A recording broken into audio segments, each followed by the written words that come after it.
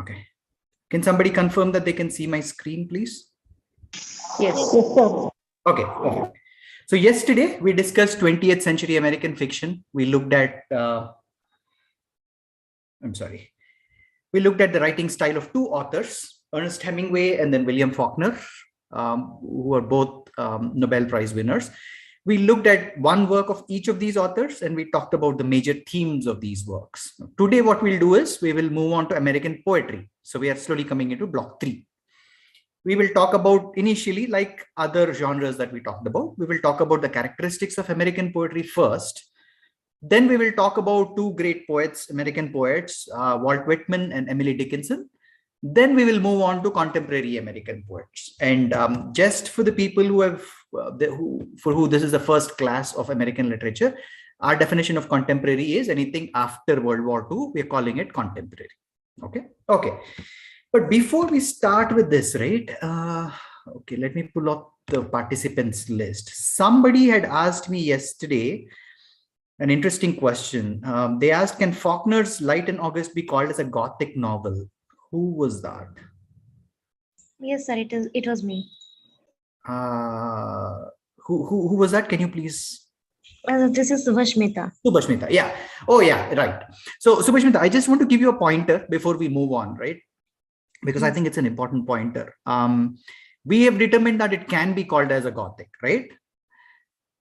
Light in August. But then we'll go a step further and then we'll call it something called Southern Gothic. Okay, what is Southern Gothic? Southern Gothic is again Gothic, but then it's a type of Gothic work that deals with, Southern themes like alienation, crime, racism. Now, when I say Southern, it's American Southern, okay, the Southern states of the US. Now, they talk about these kind of themes typical to American South, and then it's a type of work that deals usually with flawed characters, right? Like we discussed yesterday, all or most of the characters in Faulkner's Light in August are flawed characters. They were social misfits in some way or the other, right? Regular Gothic uses like Gothic elements for building up suspense or like creating an eerie atmosphere or something of that sort. But Southern Gothic on the other side is also talking about social issues at the same time. Okay, so this is just the pointer that I wanted to add in addition to what we discussed yesterday. Okay, it was a very interesting question. Thanks for that question. Yes, it can be called a Gothic, but then we will make a little tweak in it and then we'll call it Southern Gothic. Okay, I just thought I'll mention it. Thank you, sir. Yeah. Okay, let's move on to American poetry. I'm sorry, my laptop is acting up, so please pardon me while I move between the slides. Okay, so we are in block 3, unit 9 of the course book, and the objectives of this unit are to first talk a little on the general characteristics of American poetry, especially in the 19th century, and then we will talk about a few poets of this century. Then we will move on to Whitman and Dickinson. Okay. Okay, but before we jump directly into 19th century, right, let's go back a little bit into the second unit that we discussed as part of this course. If you remember, in the second unit, we talked about Native American literature, their themes, and then we read that poetic form was one of the major forms of Native American literature. Okay, we didn't call them poetic, we called them Native American songs, right? But then we will distinguish between songs and poetry in a bit. But some Native American tribes believed that songs are a way to call upon call upon nature, the powers of nature. For some, it was a way of prayer. For some, it was a way to describe events in life. But either way, Native American tribes believed that Native American literature, in Native American literature, songs were a predominant part, right? And then this was a major method, usually transmitted orally because they didn't have any written literature at that point of time. So one person sings and then the other person listens to it and then he or she sings and then that's how it's transmitted to others in the tribe. Now, I am not saying that every song is a poem, but we can roughly kind of say that most early songs are poetic in form. Now, what does that mean, right? We will talk about that in a little bit. Keep that at the back of your mind. But for now, I'm saying that early songs are poetic in form. Then what happened? Then European colonization of America happened. And then in the early 17th century. And then, we talked about groups like Puritans and others who influenced American writing. So obviously the influence of the European or the English poetic form and diction was huge on American poetry of that time. Okay, which was kind of sort of the same with almost all colonized places at that time, or not at that time, but all colonized places. There was a humongous influence of the European poetic form and diction. What is poetic form and diction? Does anybody know? What is form and diction? Before getting into, forget about American poetry, British poetry, Indian poetry, whatever poetry. Form and diction of a poetry is they have the same meaning. Does anybody know what is form of a poem and then what is a diction?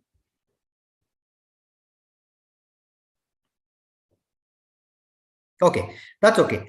Now, a poem's form is the way in which it is structured. Okay, like elements like the length of poem's lines, the stanza lengths, the rhyme schemes, all these are part of the poem's form. Okay, but what is diction? Diction is basically, it's the regular meaning that in regular English also. It's the specific word choice of this poet.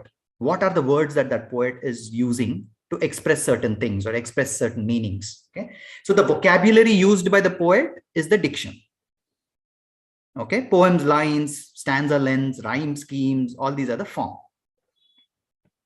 Now, a little tidbit here is it was believed that, poetic diction is different from prose. People believed that, well, the kind of words that we use in poetry are different from the kind of words that we use in prose. This was up until Wordsworth came along. I am, again, not sure if you have come until the Romantics in British literature, but then when you come to Wordsworth, you will understand what I'm talking about. But until Wordsworth came along, people said, well, the words that we use in poetry are different from the words that we use in prose. Now, Wordsworth said, language, now I'm quoting Wordsworth, okay, language near to the language of men, which basically means the way we speak. That was, it's the same thing. It's appropriate to poetry as well as prose. He basically said, there is no different language for poetry, different language for prose and all these things. It's the same language that we use. It's the same kind of words that we use for poetry as well as prose. So anyway, back to our topic. The European way of poetry influenced American poetry after the colonization. And then one of the first poets in this time period is Anne Bradstreet. We kind of sort of mentioned her, I think, in Unit 2 or somewhere, who is considered one of the early women poets who wrote in English. Okay. And then, like we have discussed in Block 1, she wrote on religious and political themes, which was, the major themes of that period. Then she wrote about mostly the Puritan values. Now, I think I mentioned it in Block 1, but it is kind of ironic that Anne Bradstreet wrote about these themes because Puritans did not approve of a woman writing, but here we have a woman writing about Puritan values. So that's the irony of Anne Bradstreet's poetry. Another poet was Edward Taylor, who also wrote about the Puritan ethic. So as you can see, many of the poets of the 17th and early 18th century in America wrote about religion, then Puritan values. I mean, they were obsessed with these things. These were the major themes at that time. Now, 18th century. Now, 18th century is when American poets started, taking a pause, and then they said, wait, there is way too much European influence on us. Let us start moving away from the European themes. Okay, that's when early 18th century is when they said, let's start writing about themes closer to our home, closer to America, right? One such poet I think we discussed was Philip Freneau, who wrote about the Native American life. He was very sympathetic to Native American life. His poetry is filled with sympathy to Native American life. But anyway, so at the early 18th century is when, or 18th century is when, American poets started moving away from the European influence, and they started talking about American life, American landscape, American nature, that kind of stuff. So on the whole, the development of American poetry kind of sort of reflects the development of the colonies themselves. Okay, early 17th century is when America was colonized. And then from that time, the colonies kind of sort of developed, and American poetry also developed with the colonies. Like we've seen, the early poetry is dominated by themes of Puritan ideals, as we just saw. And then as the colonists grew in, confidence, and then, or Americans grew in confidence, and then the colonies developed, the poetry they wrote also reflected this drive towards independence. They started talking about, freedom, independence, and these kind of themes. So the themes they wrote on changed, and then as they got closer to independence. Okay. Am I making sense until now? 17th and 18th century, completely, or before 18th century, it was completely Puritan values and religion, and those were the themes. 18th century is when they started moving away.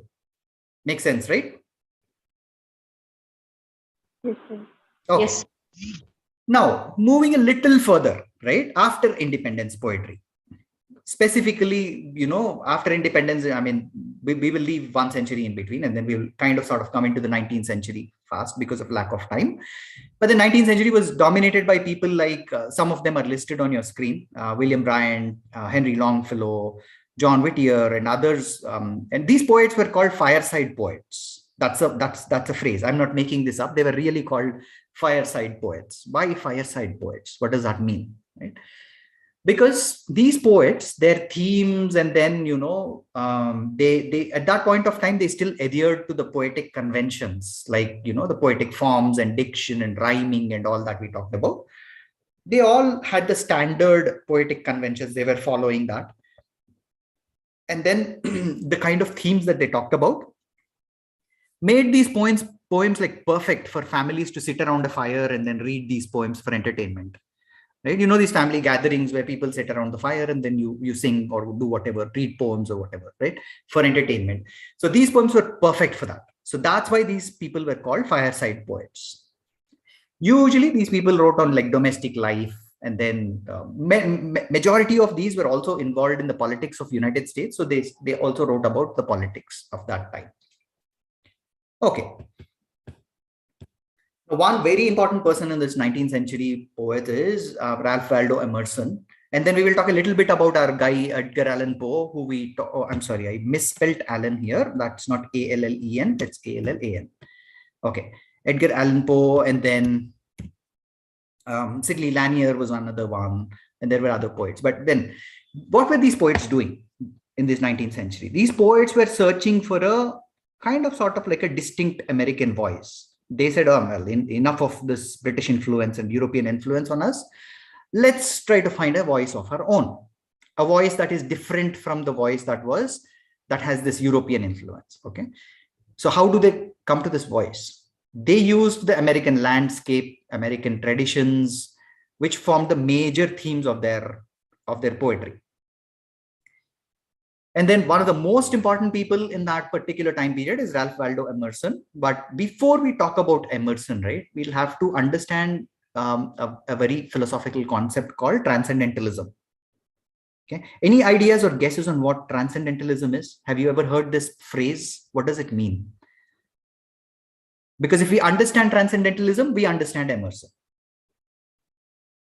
Anybody?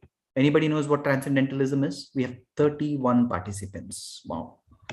No, sir. Okay. Okay, no problem.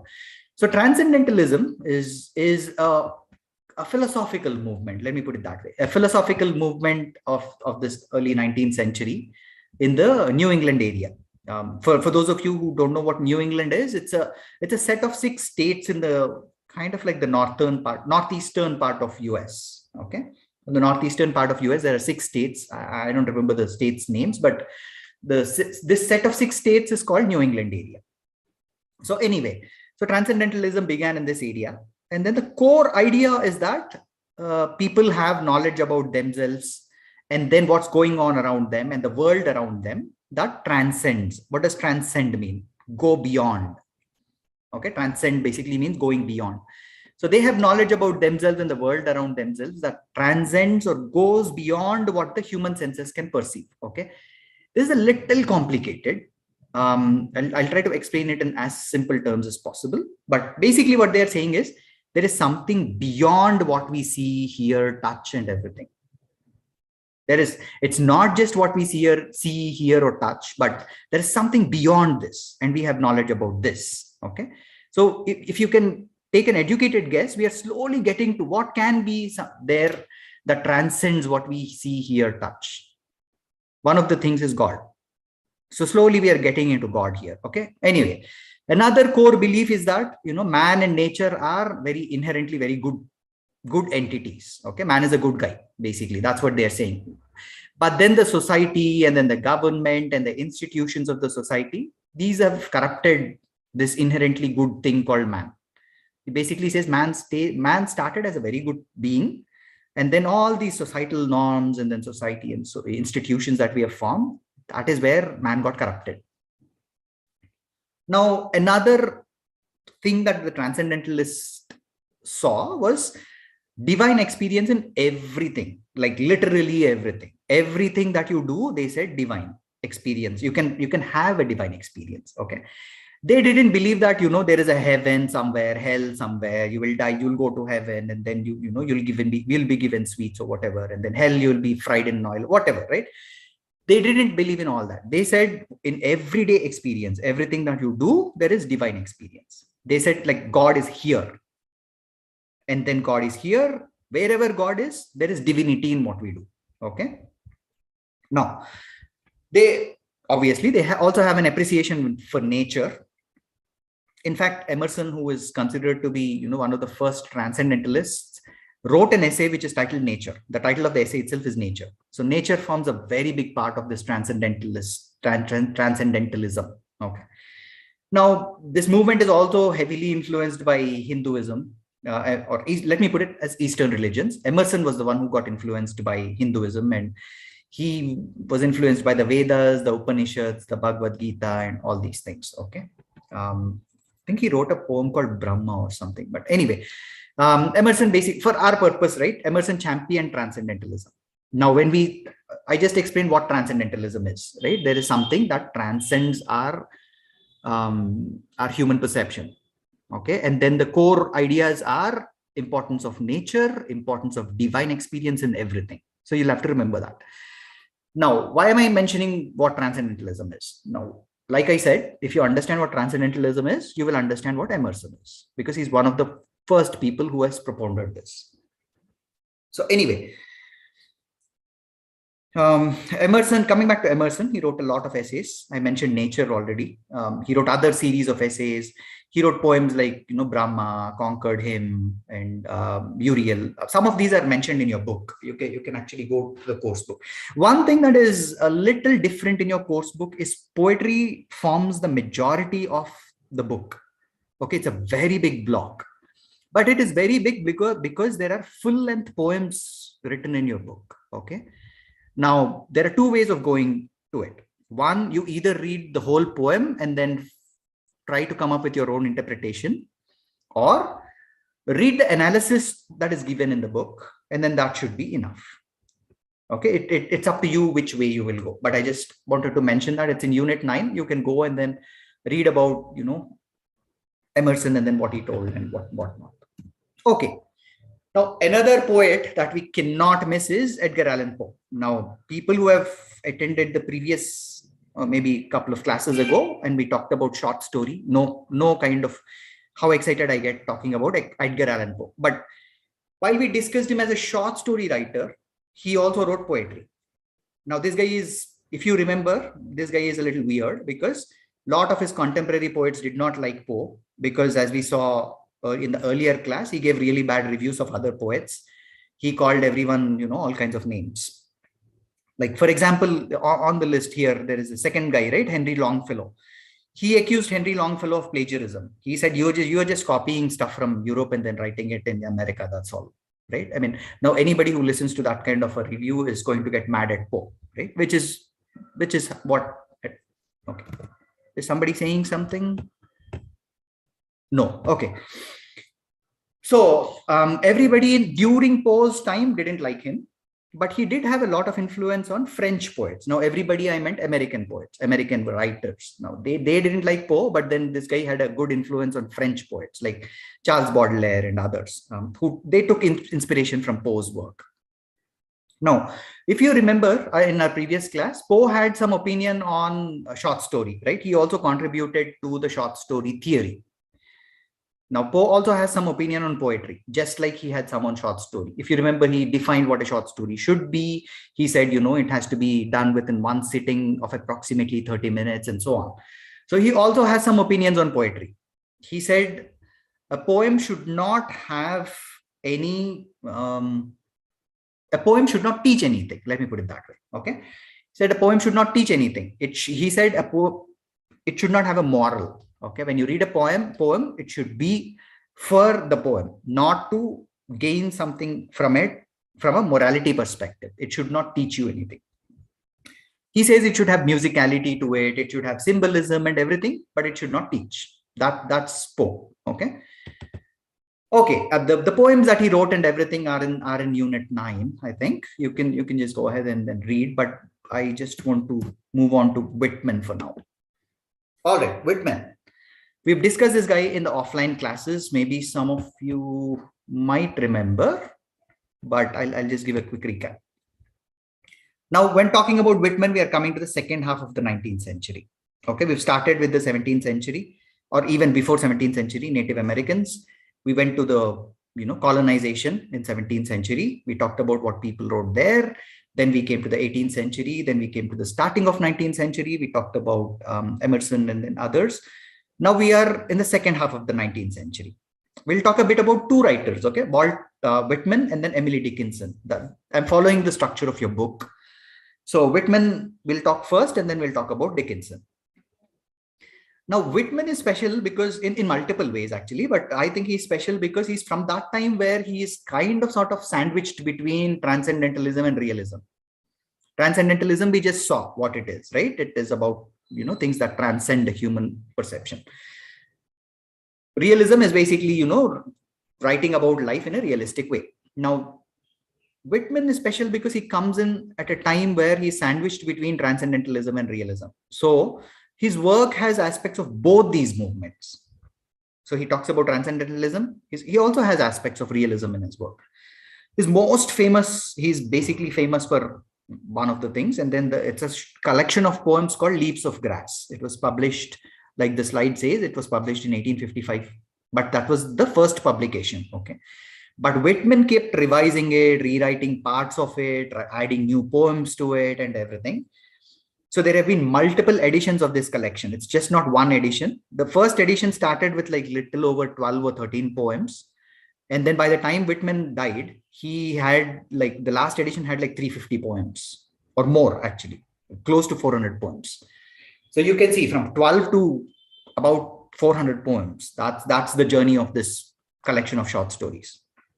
So you can kind of imagine how much Whitman worked on this. This collection of poems actually reflects Whitman's philosophy of life. Okay. Now, what is Whitman's philosophy of life? We will see it in a minute, but it also praises nature, and then he talks about man's role in it, and then how is man responsible for in the overall picture and that kind of stuff. Now, rather on focusing on religious or spiritual matters, Leaves of Grass focuses on the body and the material world. Okay, this is where he's moving away from transcendentalism. All right. He's basically not talking about the spiritual matter. He's not talking about God. He's not talking about nature. He's basically talking about the body and then the material world. What are we doing here? He's talking about that. Now, this is problematic in one way because he talks about the body too much. What does that mean? He talks a lot about sex and sensuality and then sexual imagery in his poems. So because of that, this collection was considered, offensive in Whitman's time because of this overload of sexual imagery in this collection. So nobody liked it. Most of the critics said, this guy is way too much. I mean, this is too much talking about sex and sensuality. But anyway, why didn't they like him talking about it? Because during this time, talking about, taboos or quote unquote taboos like sex and sensuality in public was considered immoral. Okay, it was considered, wrong. And Whitman did exactly that. He said, oh, it's immoral. Okay, let me talk about it. And then he talked about it. So there's too much of these things in his poetry. And that's why people got offended. Anyway, he also talked about a lot of American sensibilities to even such level that, there's this other American poet called Ezra Pound. He said, Whitman is America's poet.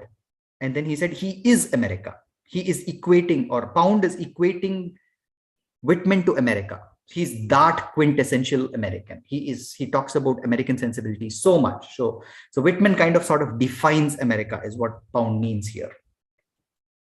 But that's all okay. Pound is talking something about Whitman. We are saying something about Whitman. But what does Whitman himself say about America? Now we are saying he is America, or Pound said he is America, he is defining America, he's America's national poet, this, that, and all. But what does Whitman himself say about America?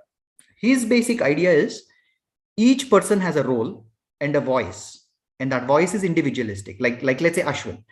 Ashwin has his own role in the society, and then he has his own voice, an individual voice. Similarly, Lily has her own voice. Similarly, Afroz has her own voice, and then ideas, right? But they all belong to only that person. But when added to the roles and voices of other Americans, it forms America. Basically, he says we are all individual people. We all have our own ideas. We have our own voices and individual voices and all. But when we group them together, that is what America is. So what do we see here? We see that he's talking about America as a whole. He's not saying America, he cannot see America as parts, right? So he's kind of sort of, that's his view on nationalism at that point of time. Okay, but what did Whitman write about? We know that we are talking about Whitman being, an American nationalist and this, that, and all. But what did he write about? His major themes were, some are listed on your screen, but his major themes were democracy, nature, friendship, love, like I said, sexuality, death. Then in later period, he wrote about immortality and everything. So he pretty much, as you can see the themes, right? He was pretty much everywhere. Okay, he started with nature, which is one of the biggest themes for Transcendentalism. Then he wrote about friendship, he wrote about love, he wrote about sexuality, death, immortality, everything. Now the course book that you have lists a few of Whitman's poems, like Song of Myself, Crossing Brooklyn Ferry, and When Lilacs Last and the Dooryard Bloomed.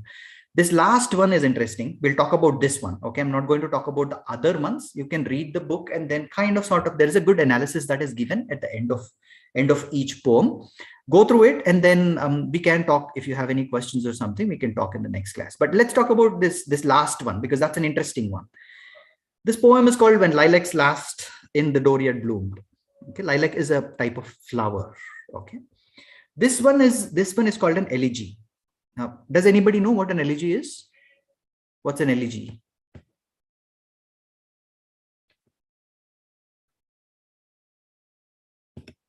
Anyone? Okay, that's fine.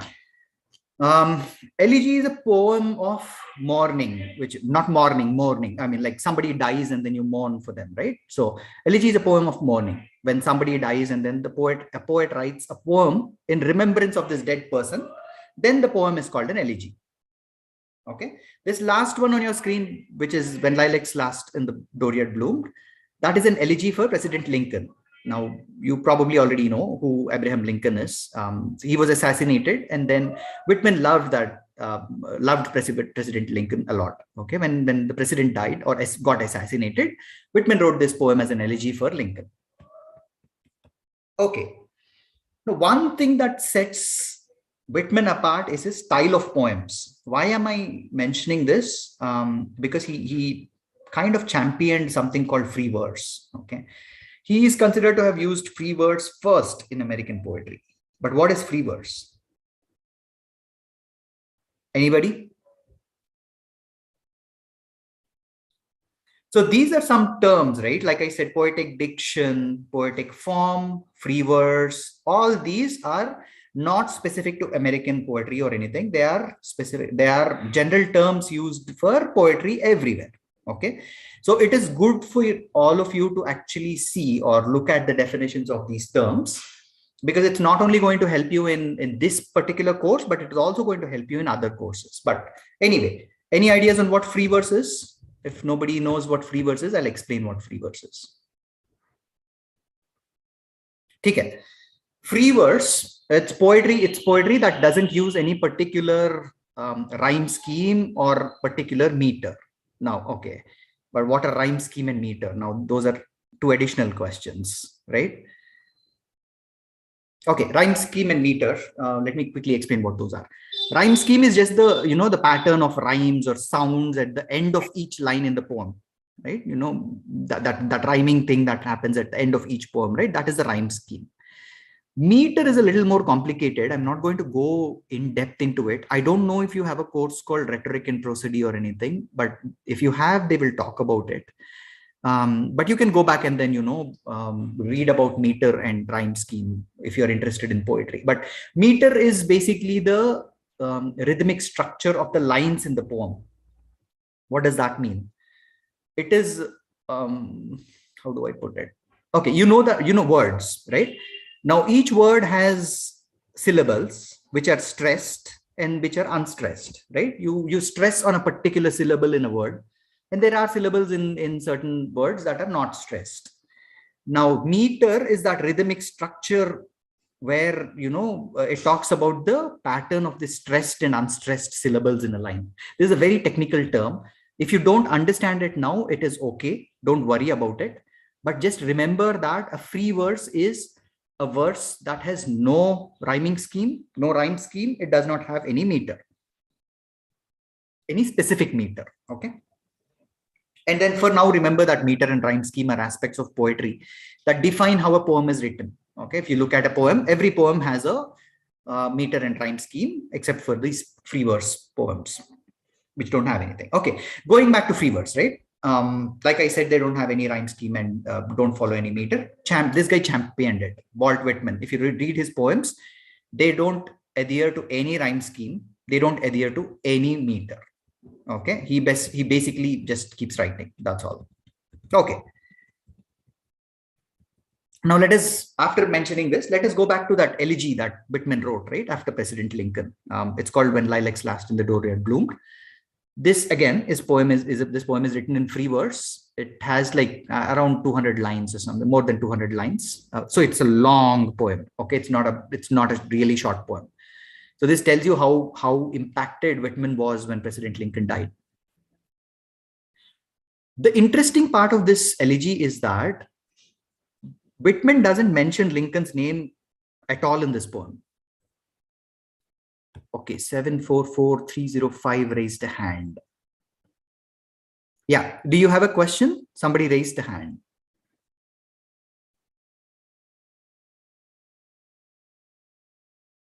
Somebody joined with the number 744305.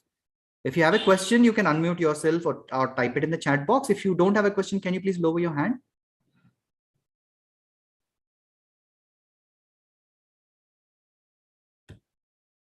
Okay, thank you. Okay, where were we? Oh yeah. So this guy Whitman did not mention Lincoln even once in the whole poem, but we know that it was an elegy for Lincoln, even though Whitman doesn't, specifically say this is because or this is a poem for Lincoln. Okay, how do we know that he's talking about Lincoln?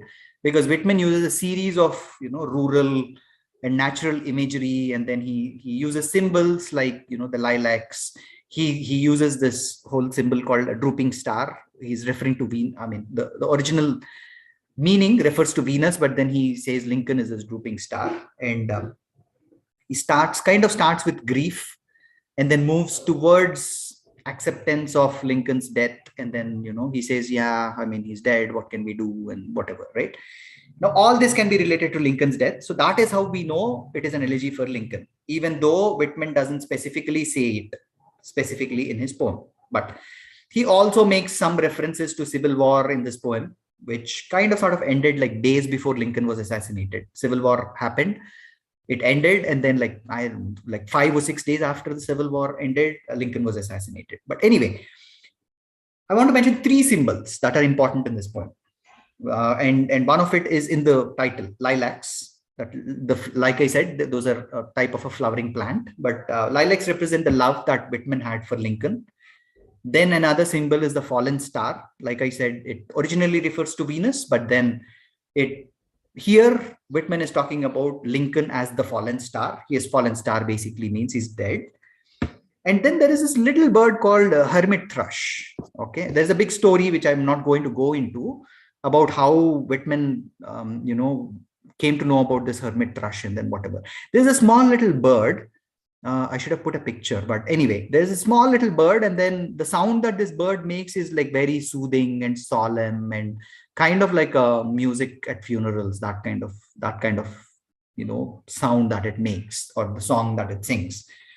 So this hermit thrush, the bird, it represents death. Okay, so these are the three symbols. I'm not really sure if the book lists these. Lakshman, yeah, Lakshman. Did you have anything to say? Your hand is raised.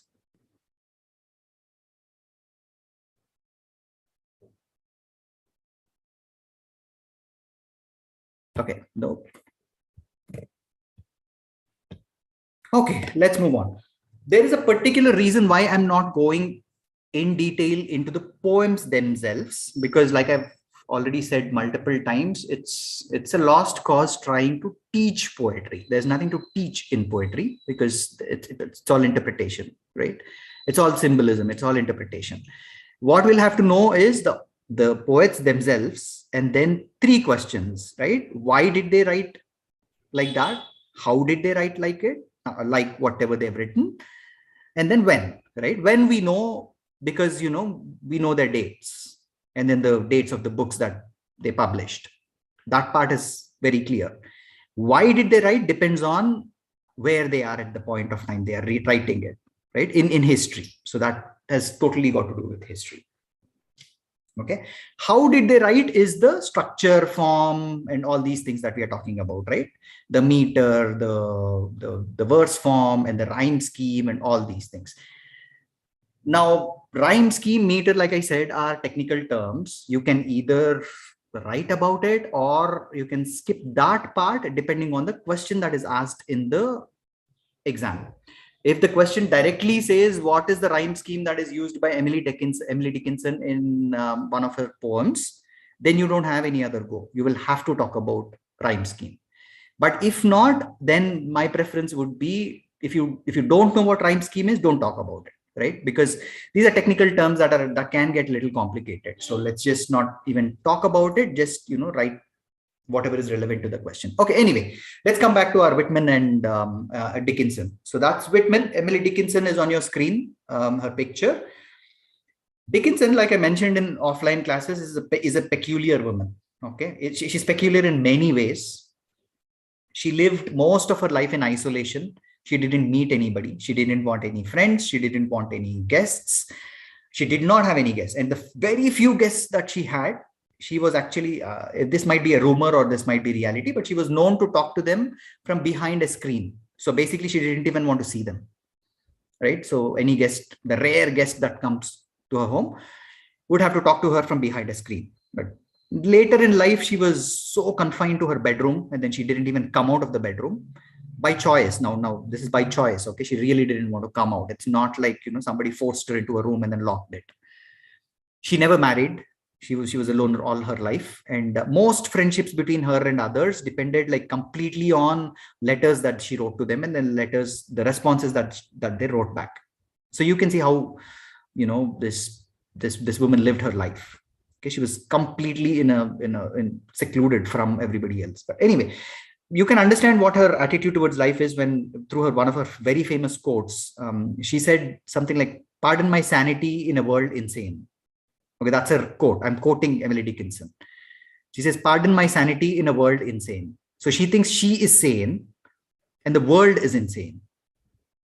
Okay, and then she does not want to come into the world which is insane. So that's why she's actually staying back at home. Okay, but anyway, Dickinson did not publish much during her lifetime, but her poems became famous, posthumously. So after she was dead, they became very famous. She wrote about like 1800 poems, half of which are on like regular topics like Valentine's, birthdays, funerals, and stuff like that. Now, peculiarity is not just in her, in her life, personal life, but her style is also peculiar, very peculiar actually. I have one small poem listed on your screen. If you can see that, you can see how peculiar her style is. Her poem, first thing is they contain short lines. That is good, right? I mean, that's not the peculiarity. The poems don't have any titles. So that is, okay, fine, little peculiar, right? But look at the poem on your screen. she used dashes, right? That dash at end of every line at very unconventional places. I mean, if you or I are writing a poem, we never use those dashes there. Why is she using those dashes there? Right? No, you probably never saw a poem with so many dashes, right? And one another thing that you can actually notice is her capitalization of words. If you see madness, sense, chain, all these are capitalized at weird places, right? So capitalization at weird places and dashes and punctuation at very unconventional punctuation are quintessential Emily Dickinson. If you see a poem that has these things, without any doubt, you can say this is Emily Dickinson poem. Okay, she has that kind of signature all over it. Okay, all in all, related to Dickinson, right? She is peculiar in many ways, but then there are also reasons why she did this. She had experienced death of her family members, and then she herself died at a very young age. She dies I think she died when she was in her 50s, mid 50s or something. But anyway, oh, sorry. Okay, but enough about her life and her lifestyle. Let's come to her poetry style. Like I mentioned earlier, she used dashes extensively. And unconventional capitalization was one of the features of Dickinson's poems. And but on the poem that is there on your screen, what is she saying? Excuse me, sir. Yes, Merlin. Excuse me, sir. Yes, Merlin, go ahead. Good afternoon, sir. Good afternoon. Sir, don't mind. I just wanted to know the purpose, why she used those dashes. I don't know if I missed out on that when you explained, sir, There because is I'm having some net issue. Yeah, there is no purpose. Okay, that's her quintessential style. That's her style. That's all. She didn't have any specific purpose, right? Like the last line, if you look at the last line, it says, and handled with a chain hyphen. What's the hyphen doing there? I mean, does it have any value being there? Right? It's not just the dashes. She, again, like I said, she capitalized words that should not be capitalized in conventional English grammar. She's done that. She's used commas where they should not be used. She uses these dashes when they should not be used. So it's just her style. Okay, sir. Thank you. Yeah. So if you look at the poem on your screen, right, what does it talk about? Let's just very quickly kind of sort of not analyze, but then look at the theme. Much madness is divinest sense to a discerning eye. Much sense, the starkest madness. This the majority. In this, as all prevail, ascend, and you are sane. Demure, you're straightaway dangerous and handled with a chain. Okay, that's a small little poem. But what is she talking about here? Any guesses on what this poem is talking about?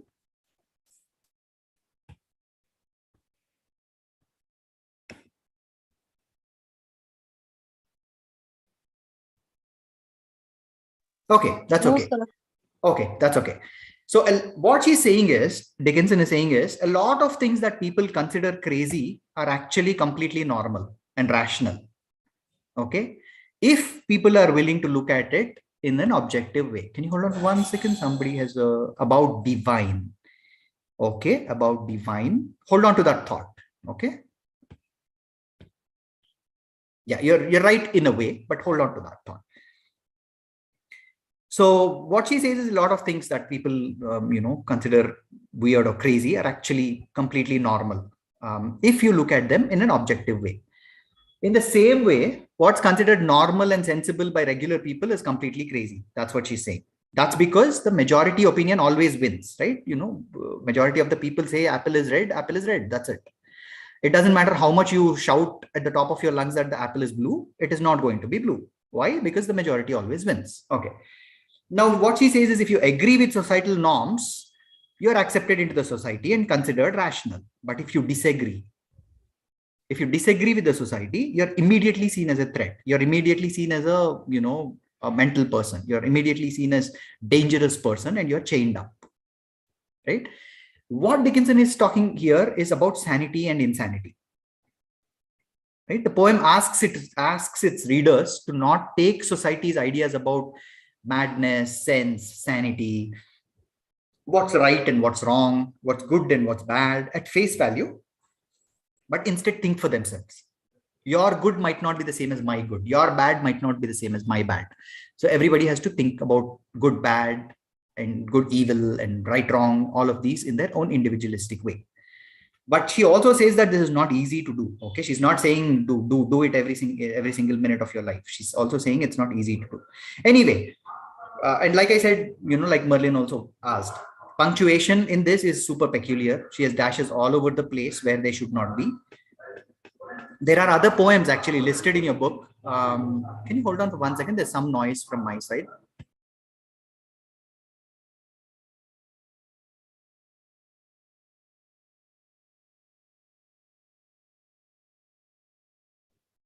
Okay. Yeah, there are other poems of Dickinson listed in your book. So take the time to go ahead and then read those. And then we can, if you have any questions, we can talk about them. Okay. Just like we discussed Whitman, we will only see what themes Dickinson wrote on. Okay, some are listed on your screen.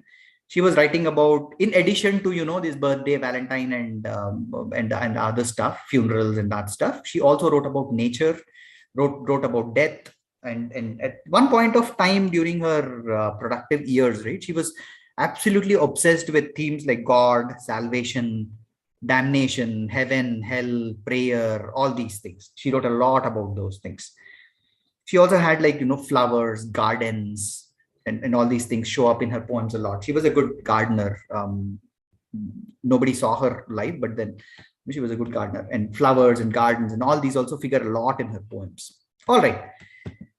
Now, the biggest question that I have is, this is fine. I just said there are a lot of poets in this time period. Why are we specifically talking about Whitman and Dickinson? If you look at these two people, right, that we just discussed, they have different styles, different themes, mostly different themes. Whitman used long lines, long poems, like his Elegy was like over 200 lines. Dickinson uses short lines, short poems. And then Whitman used free verse.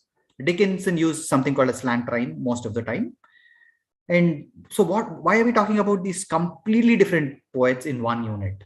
Why can't we talk about something else or somebody else? Because these poets can be, one link is they are both connected to Emerson. So they are both connected to the Transcendentalist movement that we talked about. This is kind of evident in the theme nature, right? Both in Dickinson's poetry as well as Whitman's poetry. Anyway, there's another reason. These two poets can be said to represent two major American ways or poetic ways. The free verse of Whitman and his direct expression of what he thought about everything. And then the irony in Dickinson. Both of these had tremendous impact on the 20th century American poetry. A lot of poets got influenced by these two poets. A lot. And that is a reason why these two poets are famous. Okay, not for the themes or the innovations in the themes about what they wrote. It is about their style and then how much they influence the future poets. All right. Okay, where's the chat? Somebody saying, sir, can you please once again explain this term transcendentalist? I can't get it. Okay, fine. Rumina is asking, can you please explain the term transcendentalist? Right? Okay, when were we talking about transcendentalism? We were talking about Emerson, right? Okay. Now, transcendentalism, Rumina, is a philosophical movement. Okay, it's a philosophical movement. Let me give you 3 points. Okay, 1, 2, 3 points. These 3 points are the major core beliefs of transcendentalists. Let me put it that way. Okay. Now, the first one is, you just have to remember that this transcendentalism came up from New England area, which is a set of 6 states. But the core idea is you, Rumina, as a person, right? You have your thoughts, and then you have the world around you. You are probably sitting in a living room with your laptop or phone in your hand, and then there's stuff going on around the world around you, right? Now, transcendentalists basically say there is something apart from this. Okay, it is not just Rumina sitting in a room and then, watching or listening to a class on a mobile phone or laptop. There is something that goes beyond this stuff. Human senses can only perceive certain things. There is something beyond this, right? Which is transcend. That is the word transcend. It goes beyond what we perceive. That's the first thing. Okay. The second core belief is that man is inherently good. So when God made man or evolution, whatever your belief is, it doesn't matter. Man is man, right? Now, man inherently is good. But then we have this society and then government and then, all these other institutions that we have made that have corrupted this good man. Okay, does that make sense? The two points that I've told you, does that make sense? Then we'll go on to the third point.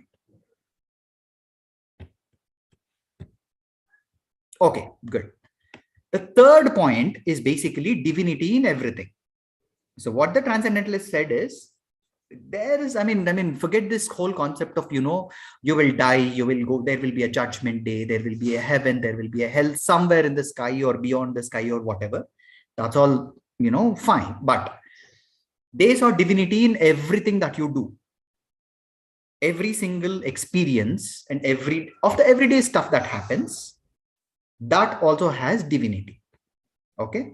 Now that kind of sort of links to the fourth point. I said 3 points, but then I'll just give one more point. That also kind of links to the appreciation that they had for nature, right? Nature like wilderness, nature like mountains, nature like ocean, nature like everything, air, water, everything, right? They had huge appreciation for nature. Okay. So these 4 points are the core beliefs of Transcendentalists. And I also said that Ralph Waldo Emerson was one of the first Transcendentalists. Okay. There might be a easier explanation. I'm going to go after this class. I'm just going to go find out if there is an easier explanation. Rumina, if you still don't understand what Transcendentalism is, don't worry about it. Okay, good. It's clear now. Okay, fine. If any of you don't understand what Transcendentalism is, just remind me in the next class. I'll go and then find a simpler explanation of what Transcendentalism is, and then we can take it forward from there. Okay. Going back to who were we discussing? We just were discussing Dickinson, I think. Hold on, where is that slide? Yeah. Okay.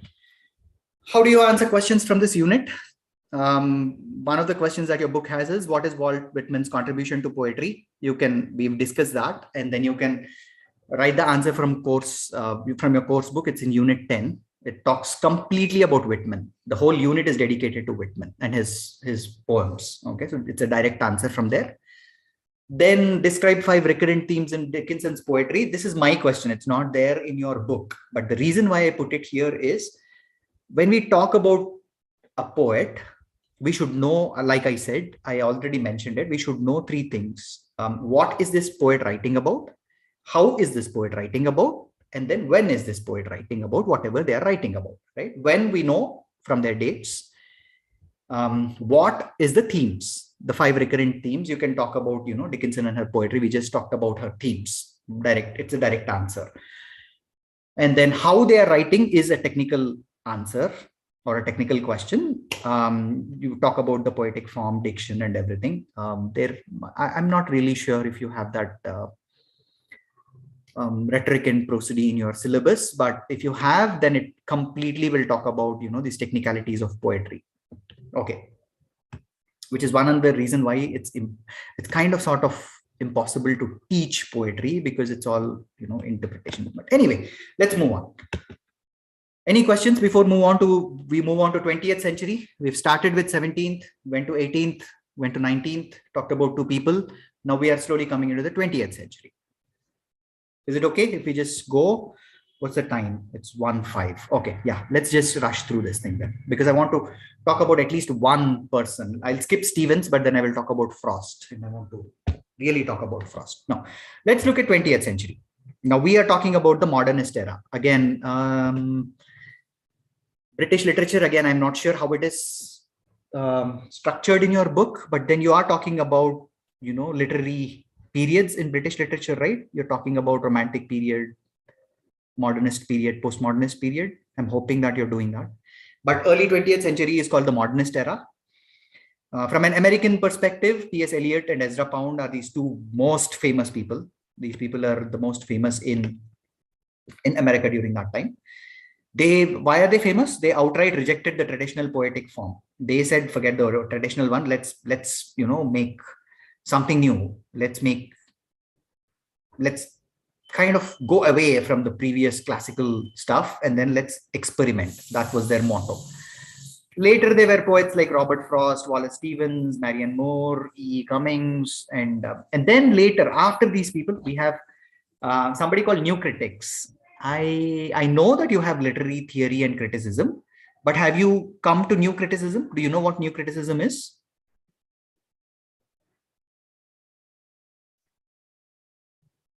Anyone? Does anybody know what New Criticism is? Have you discussed this in your literary theory and the other class?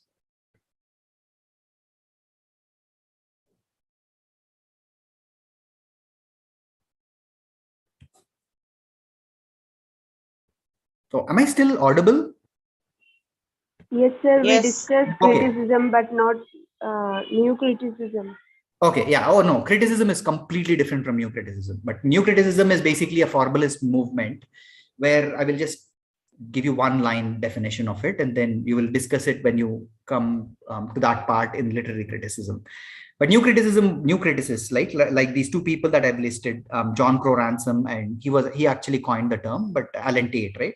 What they said is a piece of work, a work of literature is self-contained. What does that mean?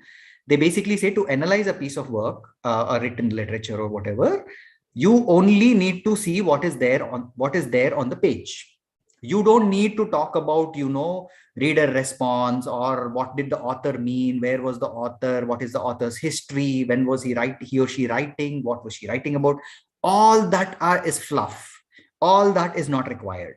New critics basically say whatever you want to analyze is there right in front of you. Just read whatever is on the page and you have all the details you need to get to the meaning of the work. Okay, that's their core belief. Now, okay, let's keep that in mind. Then we have, John Crow Ransom, Alan Tate, who were New Critics. And then these were the poets that came in the late 20th century.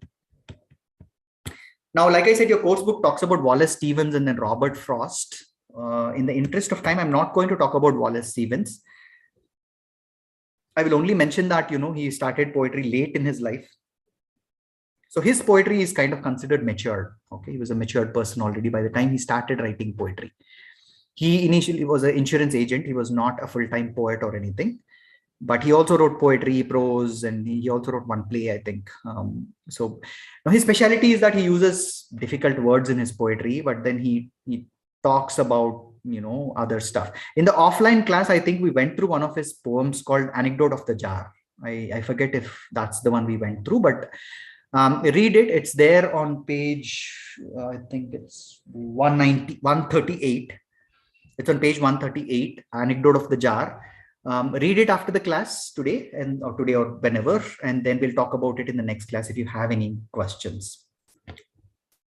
This is a very interesting small poem, but it's an interesting poem. Okay, let's move to Robert Frost. I also want to stop the class at like 3:20 to 3:20. I'm sorry, 1:22 or 1:23. So you get a break. Okay, Frost. Almost all of us know who Robert Frost is because he's that famous, right? The one thing that we don't know is Robert Frost. His personal life was also filled with, loss and grief and everything because his father died when Frost was a child. His mother died of cancer later. There was mental illness in his family. His sister was admitted into a mental hospital. She died later. He had multiple children. Half of them, not even half, 80% of them died of multiple reasons. One of his daughter was also mentally ill, and then she was also admitted into a hospital. He himself suffered from depression. His mom was depressed. His wife was depressed. So Frost's poems, when you look at Frost's poems, you would never imagine that Frost's personal life was filled with so much of loss. Okay. But anyway, that's his life. But then coming to Frost as a poet, right? He's kind of like a different kind of poet. Different from Stevens for sure, because he used very simple language. to talk mostly about, rural life in this New England area, that set of 6 states, right? Mostly he used to talk about the rural life in that area. Now, this is again deceptive. Just like Hemingway, like yesterday or someday, in the previous class, we said Hemingway writes in a simple way, but then that's very deceptive because he's not talking about simple things. He's talking about complicated things. Similarly, Frost, even though his language is simple, he actually uses it to examine complex social stuff. He's not talking about simple stuff. He's using simple language. That's all. He's also special because, he's the only poet who received 4 Pulitzer Prizes for poetry. There's no other poet who has got 4 Pulitzer Prizes for poetry. This guy was respected in his lifetime. He got his work also got a lot of recognition when he was alive. But anyway, from a themes perspective, right? Frost wrote about, one thing that I said is rural life in New England area. He wrote about everyday life, then nature again. Wrote about love, wrote about life's struggles. He wrote about death. We'll talk about that theme of death in a few minutes, but he wrote about all these things. His style was basically pretty straightforward. It was conversational. It was realistic. It was as if 2 people are speaking or one person is just doing a monologue. It was very straightforward. We will take one of his most famous poems and then talk about it now, okay, before we end the class. If we have time, we will take 2, but then one is, we have done this in the offline class. The first poem is on your book. It's on page 148. It's called Stopping by the Woods on a Snowy Evening. Okay. Yeah, it's a very small poem. I'll just very quickly read it, and then we can talk about what Frost is trying to tell here. Okay. Or can one of you read the poem? Any volunteers? Sir, Sailakshmi. Yes, Sailakshmi, go ahead. Whose woods these are, I think I know. His house is in the village though. He will not see me stopping here to watch his woods fill up with snow. My little horse must think it queer to stop without a farmhouse near, between the woods and frozen village, the darkest evening of the year.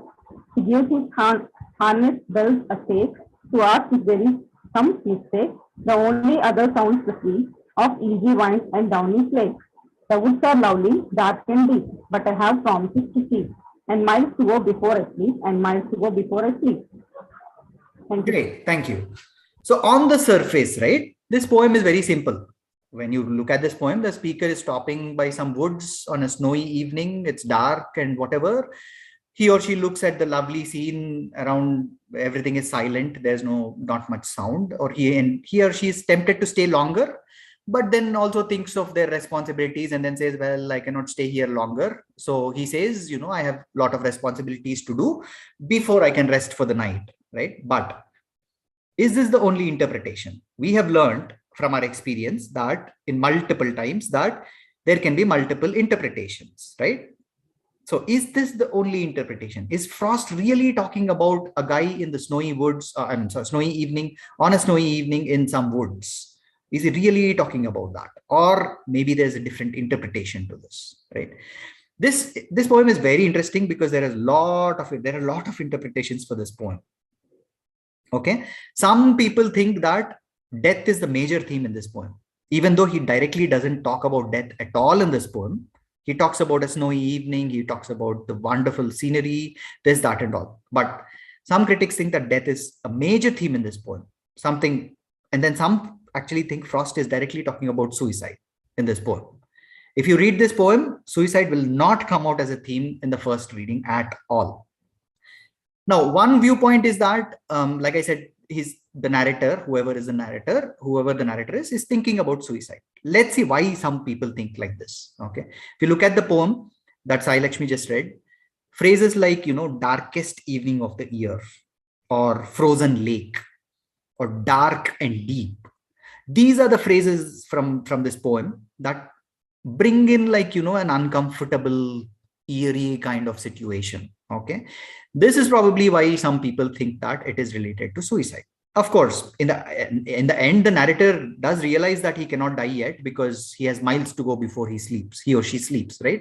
So he doesn't commit suicide, but then this is contemplating. He's contemplating that. So again, you can see how a small, simple poem can be interpreted in different ways, right? People are saying, it's about a snowy evening. People are saying, no, he's talking about death. Some people are saying, well, it's about suicide. So there is a deep meaning under the surface of Frost's poems. That's my point. Okay. But another small, but then very famous poem of Frost is called The Road Not Taken. Again, this is a very, very, very famous poem. This is also a poem that can be interpreted in different ways. Okay. This is one of the most problematic, if not, one of the most problematic, if not the most problematic poem of Frost. It's a very simple poem on the surface, but it has hidden meaning underneath. Again, while the language is simple, what it represents, what it symbolizes is considered very, very complex. Okay.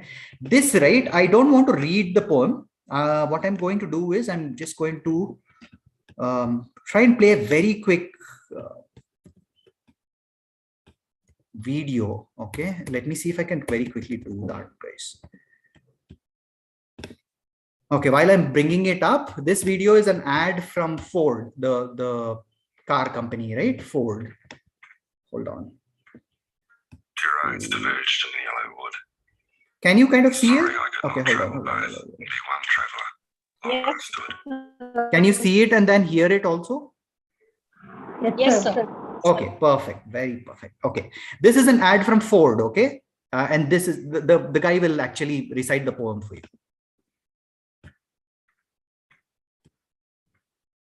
Two roads diverged in the yellow wood.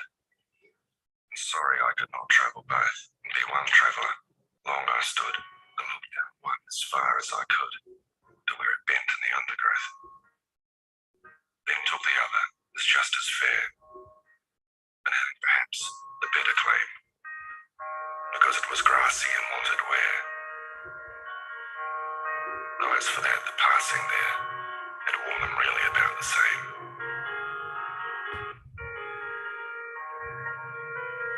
Those that morning equally lay, leaves no step had trodden black. Oh, I kept the first for another day, yet knowing how way leads on to way, I doubted if I should ever come back.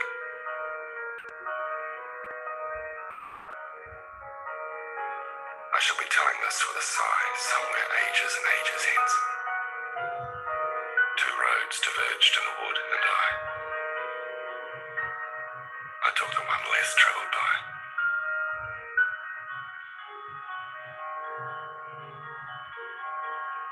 And that has made all the difference.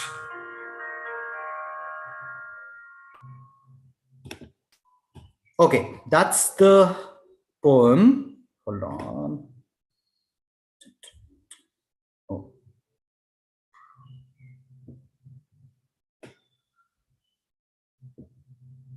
Okay, you can see my PPT, right? Yes, sir. Okay, perfect. Okay, like that guy, that's actually a superb ad. But then we're not talking about the ad, but then the poem. Again, this, when you look at it from the surface, it's basically saying, follow your own path. There is always a choice of two paths in your life. Take your own path and so on. That is what it's saying, right? But is he really saying that, or is he saying something else? Now, this one is a tricky poem in Frost's own words. He called it very tricky. I'm quoting him here. Okay. Now, the background of this poem is he wrote this poem as a joke for his friend, Edward Thomas, who is also a British poet. Now, Frost and Thomas were going on walks every day. And then Thomas was very indecisive about which route to take. If there are two paths, he would always go take one path and then he would say, oh no, we should have taken the other path. Maybe we missed something, right? So whichever way they go, they're sure to miss something good on the other path, according to Thomas, right? So Frost himself basically said, this is a joke kind of poem that I've given to Edward Thomas. Now, Edward Thomas was also a very keen literary thinker of his time. And this poem is actually talking about his behavior of indecisiveness, but he himself couldn't figure it out. So it's that tricky, basically. Either way, whatever the actual meaning is, if there can be an actual meaning in the first place, our learning is that there can be multiple ways in which a poem can be interpreted.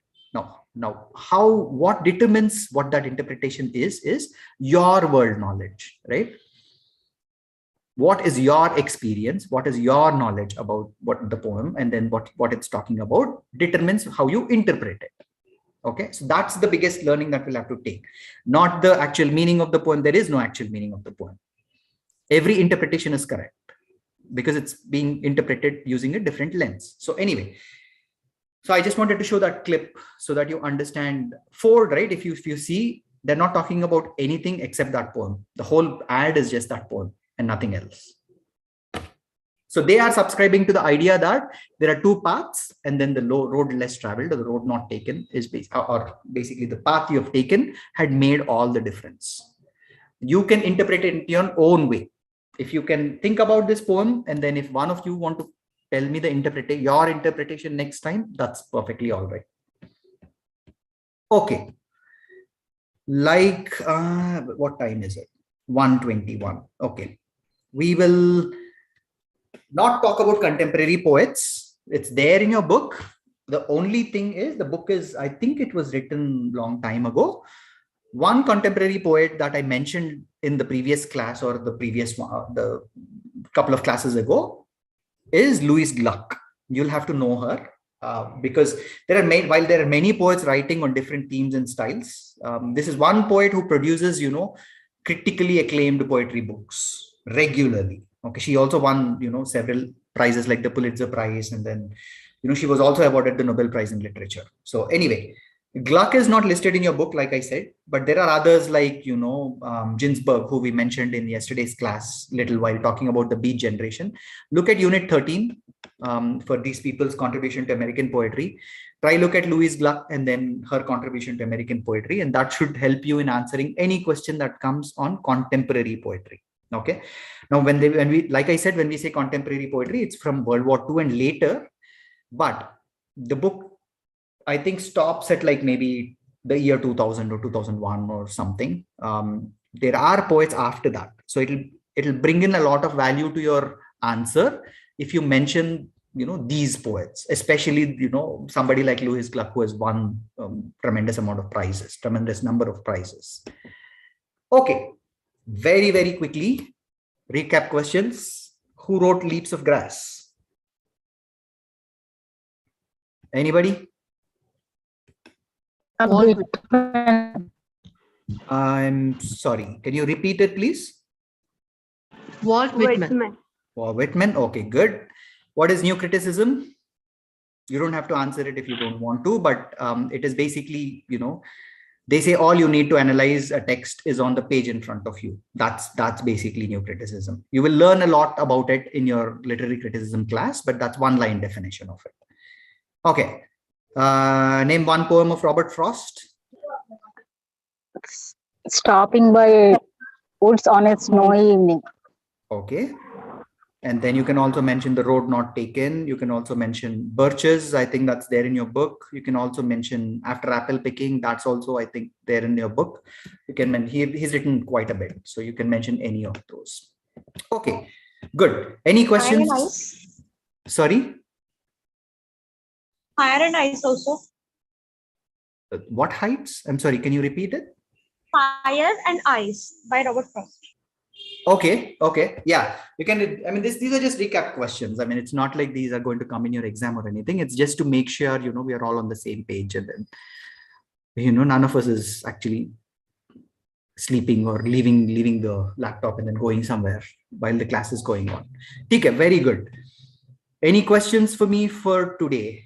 I know today's class is a little complicated because of poetry. Okay, poetry, that's in the nature of poetry. We cannot do anything about it, actually, which is why I did not talk specifically about this poem, that poem, rhyme, meter, and everything. But we talked about Whitman, we talked about Dickinson, and then we talked about the general idea of how they wrote. Everything else depends on the poem that you're talking about. Okay, as long as you know the general themes, you're good. Okay, I will leave you. We'll take a pause here for today, and then we'll continue in the next class. I think your next class is on next Saturday. In that class, what we'll do is we'll move to American drama. Now, this is my favorite because like I mentioned in the offline classes, this is a very short block because there's nothing much to talk about American drama, because it has not had this vast history when compared to poetry or fiction. It has not had this vast history. American drama is pretty small. Okay. We will talk about characteristics of American drama. Then we'll move to Eugene O'Neill and Arthur Miller. We will talk about one play each, just like we did with Hemingway and Faulkner. We will talk about O'Neill and Miller. We'll talk about one each of their plays, and then talk about contemporary dramatists like Tennessee Williams and Edward Albee and some other people. Okay, but that's all in the next class. So that's all for today's class. You have 4 minutes break before your next class. Thank you all for joining the class today, and I'll see you in the next class. All right. Thank you so much, sir. Yeah. Thank you, sir. Thank you, sir. Thank you, everybody. Bye.